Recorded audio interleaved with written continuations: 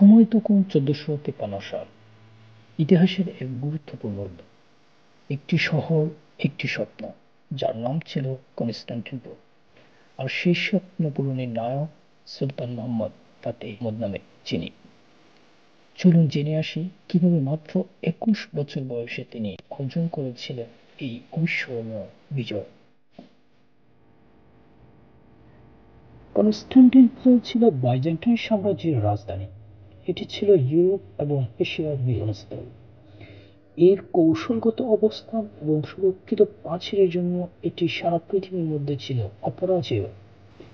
শত শত বছর ধরে এটি মুসলিম সাম্রাজ্যগুলোর কাছে একটি কাঙ্ক্ষিত লক্ষ্য হিসেবে ছিল।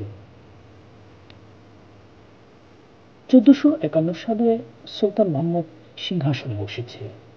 মাত্র 19 বছর বয়সে তিনি বুঝতে পেরেছিলেন কনস্টান্টিনোপল বিজয় ইসলামের জন্য একটি ঐতিহাসিক মাইলফলক হয়ে থাকবে।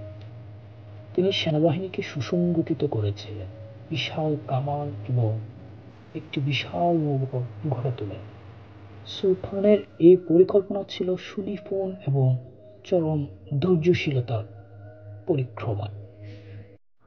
6 এপ্রিল 1453 সুলতানের বাহিনী কনস্টান্টিনোপল অবরোধ করে বসে। বিশাল কামানের গোলাবর্ষণ শুরু হয় কনস্টান্টিনোপলে।